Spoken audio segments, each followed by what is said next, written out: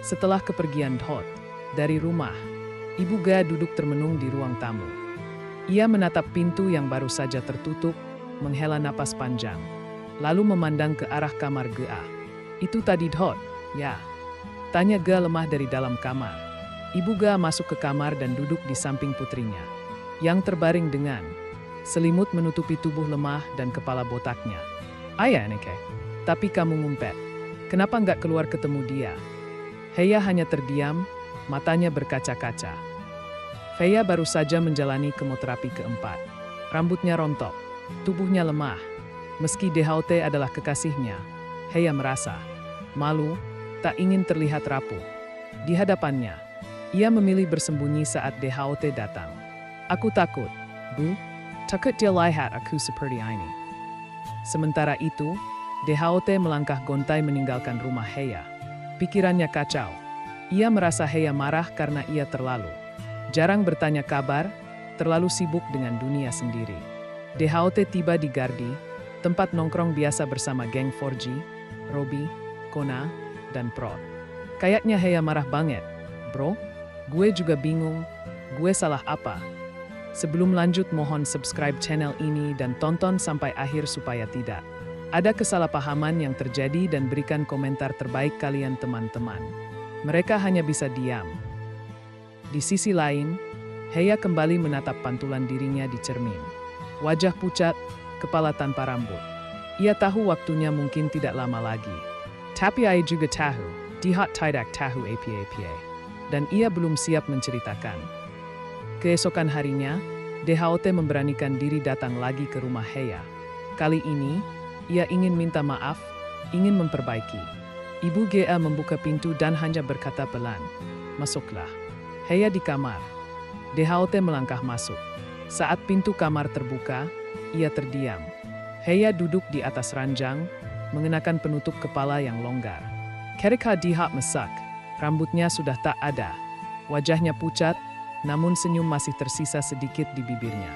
DHOT tergengkang. "Heya, kamu kenapa?"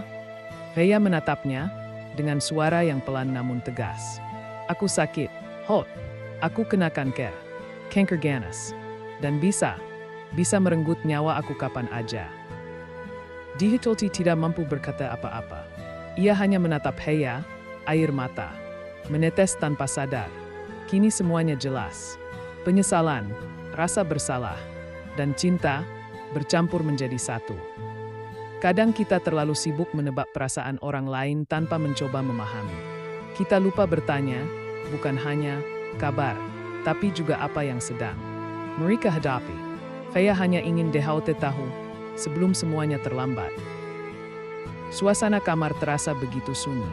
Hanya suara detak jam dinding, dan napas lirih Heya yang terdengar. DHOT masih berdiri di ambang pintu.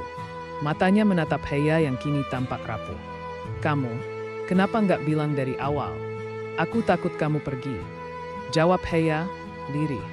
"Justru karena kamu diam, aku jadi hampir pergi." Ucap DHOT pelan, nyaris berbisik. Air mata DHOT menetes, tidak bisa dibendung. Ia berjalan mendekat, duduk di tepi ranjang, menggenggam tangan Heya yang dingin dan kurus. "Gue nggak akan ninggalin lo, Ge. Sekarang gue tahu semuanya. Dan mulai sekarang, gue di sini. Parang lo." Beberapa minggu berlalu, DHOT sering datang ke rumah Heya, menemaninya. Kemoterapi, membacakan buku favorit, bahkan bercanda. Kecil walau Heya hanya bisa tersenyum lemah. Robi, Kona, dan Prot pun mulai ikut menjenguk, menunjukkan dukungan dan perhatian mereka. Gang 4G Tak lagi sekadar tempat nongkrong, tapi jadi lingkaran dukungan untuk Heya. DHOT mulai menulis catatan harian untuk Heya. Isinya, harapan, doa, dan janji-janji kecil yang ingin ia tepati jika Heya sembuh nanti. Di salah satu halaman tertulis, "Kalau kamu sembuh, kita ke laut. Kita naik kepo. Kita lihat bintang bareng. Tapi kalau kamu nggak kuat, janji, Ge, lo tetap jadi bintang paling terang di langit gue." Suatu malam, DHOT duduk di teras rumah Heya. Ibu Heya keluar dengan wajah sendu. "Hot, hasil pemeriksaan terakhir, sel kankernya menyebar. Dokter bilang waktu Heya mungkin nggak lama lagi." Seperti disambar petir, DHOT terdiam. Tapi ia tidak menangis. Ia hanya mengangguk pelan, lalu menatap langit malam. Kalau gitu, aku harus bikin sisa waktunya jadi yang terbaik, Bu. DHOT menyiapkan kejutan kecil untuk Heya, mengubah kamar. Heya jadi galaksi mini. I tempelkan glow in the dark bintang dan. Planet di langit-langit, gantungkan foto-foto kenangan mereka. Dan nyalakan lampu redup berwarna ungu biru. Heya masuk ke kamar, tertegun. Ini langit malam. Iya, jawab DHOT. Karena lo bilang pengen lihat bintang, sekarang bintangnya gue bawa ke sini. Heya menatap sekeliling, matanya berkaca-kaca. I tahu, waktunya mungkin sebentar lagi. Tapi ia juga tahu, cintanya tidak sendiri. Beberapa bulan kemudian, DHOT duduk sendirian di Gardi bersama geng 4G. Di tangannya, buku catatan kecil yang dulu ia tulis untuk Heya. Di halaman terakhir, ia tulis, Heya udah nggak di sini, tapi dia selalu ada. Di setiap bintang, di setiap lagu yang kita dengar bareng, di setiap malam yang sepi. Dan gue masih jagain janji gue untuk terus hidup dengan cinta yang lo tinggalin. Hari-hari Heya mulai dihitung bukan lagi dalam minggu atau bulan, tapi hari demi hari. Tubuhnya semakin lemah, tapi senyum di wajahnya masih ada, terutama ketika DHOT ada di sampingnya. Suatu malam, mereka berdua duduk di ranjang. Heya menatap langit-langit kamarnya yang penuh bintang palsu. Tangan mereka saling menggenggam erat. LDHOT, kalau aku pergi duluan, jangan sedih terlalu lama, ya. DHOT menoleh, menatap matanya yang dalam namun sayu. Gue nggak bisa janji. Tapi gue bakal belajar jelipas pelan-pelan. Esoknya, Heya meminta sesuatu. Ajak aku keluar, Hot, sekali aja. Ke tempat kita pertama kali ketemu. Ke taman kota itu. Meskipun tubuh Heya sudah sangat lemah, dengan bantuan kursi roda dan izin dokter, DHOT mengajaknya keluar di sore hari. Di taman itu, angin berembus lembut. Burung-burung kecil berterbangan. Dan cahaya senja menyorot wajah Heya yang tampak damai. DHOT memutar lagu dari ponselnya. Lagu kenangan mereka. Heya memejamkan mata, menyandarkan kepala di bahu DHOT. Ini hari paling indah. Karena kita bareng. Iya, karena ini mungkin hari terakhir. Malam itu, Heya tertidur dengan tenang. Ibu Heya dan DHOT bergantian, menemaninya di kamar.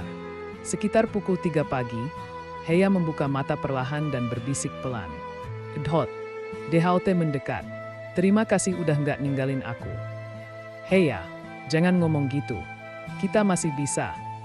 Gue capek, tapi sekarang tenang. Karena lo di sini. Tangannya menggenggam tangan DHOT untuk terakhir kalinya. Napasnya melemah, lalu berhenti. Heya pergi, dalam damai, dipelukan orang yang paling mencintainya. Pemakaman Heya berlangsung sederhana. DHOT tidak menangis di depan semua orang.